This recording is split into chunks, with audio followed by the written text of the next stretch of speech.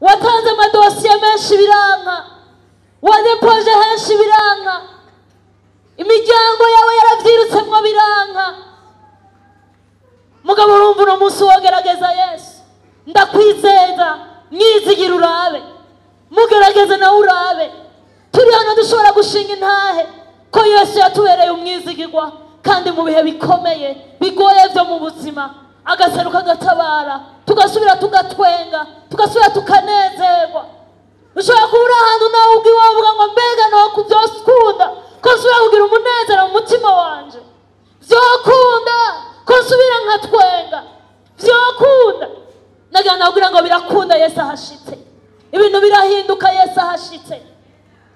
Ukaburi mvuga nkuko nawe mwizigire, manika ikiganza tumenye kuri mwe tugufashe gusenga. Umuntu avuga ngo nanje ndagomba guha ubugingo bwanje Yesu Kristo, nanje ndagomba kugerageza uwo mwami Yesu, nanje ndabe ko ivyanje vyohinduka. Nagira nabwira ngo mugerageze, byukuri n'umwizigirwa, n'umwizigirwa.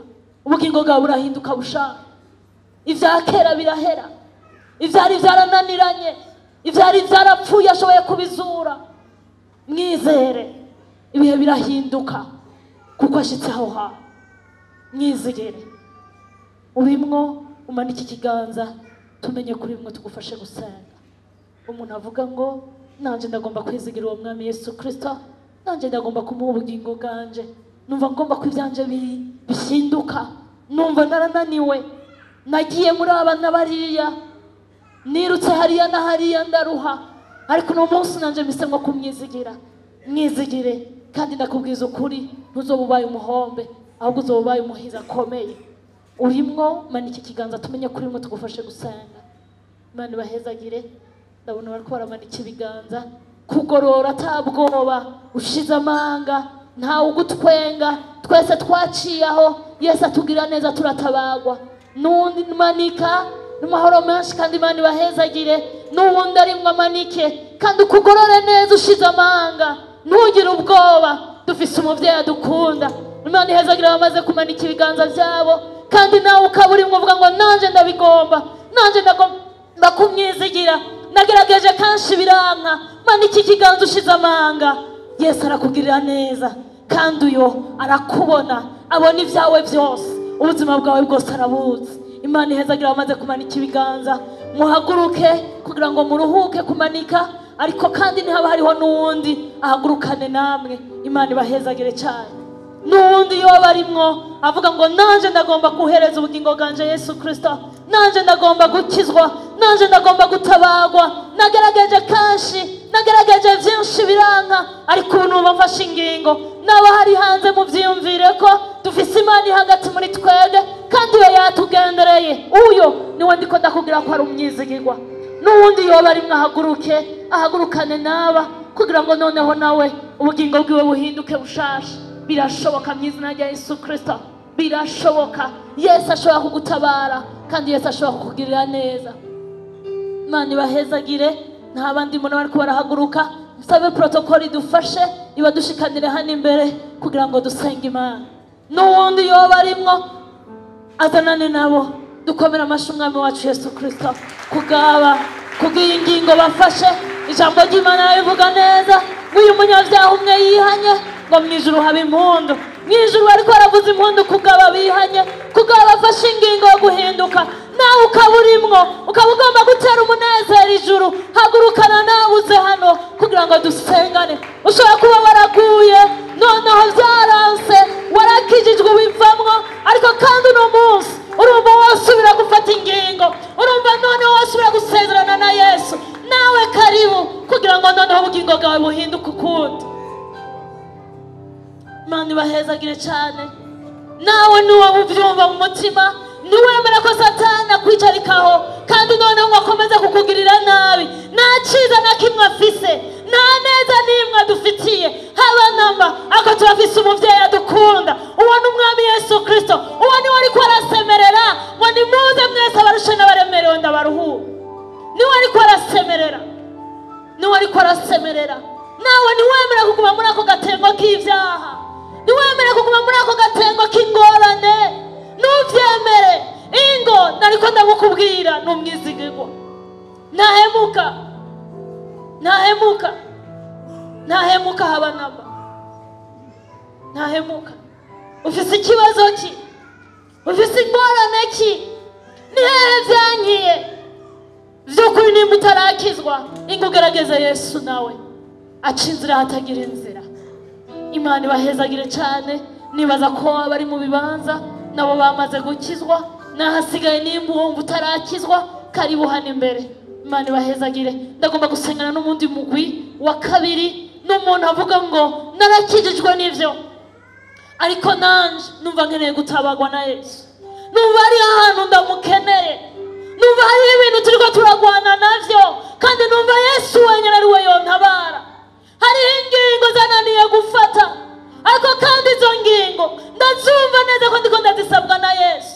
Muga vyananiye gufata ingingo, haguruka dusengane, umwami Yesu agutabare, akugirire neza. Urabona ko hari ivyapfuye byo muri wewe, vyarakunaniye kuriha inzu, kandi urabona ko neza amahera ntayo ufise. Turafise umwizigirwa n'umutabazi wacu, kandi uyo ashobora kukurihira inzu.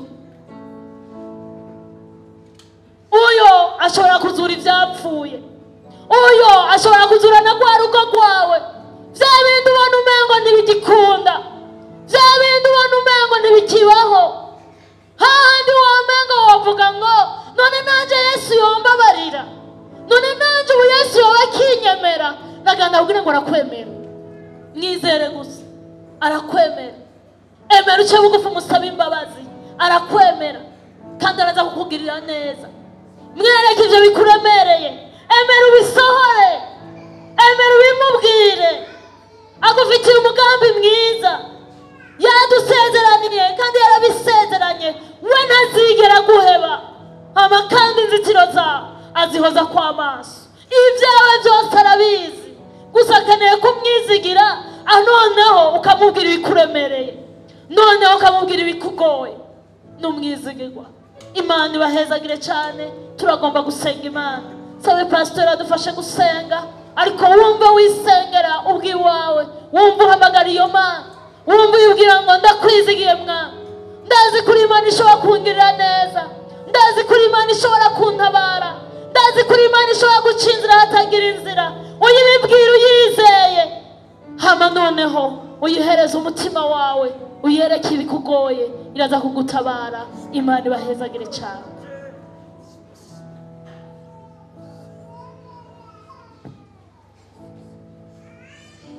Nasetse ibihome byinshi imbere yanje neza, mamintano n'imbari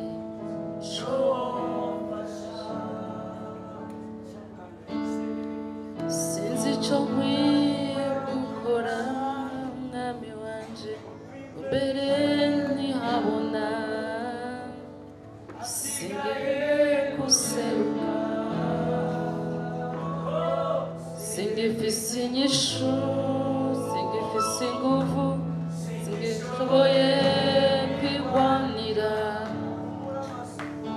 Amaso yanje unyereke inzira, gendera muri iki gihe mbayemo. Mwami ndazi yuko ushoboye kunkiza, kubwo kunanirwa kenshi, sinkimenya aho nohera. Ndi hano nimba hari ico mfasha, ni kenshi waserutse ko maze ukora ibikomeye, hasigaye guseruka, kuko singifise inguvu, singishoboye kwigwanira. Umura amaso yanje unyereke inzira, ngendera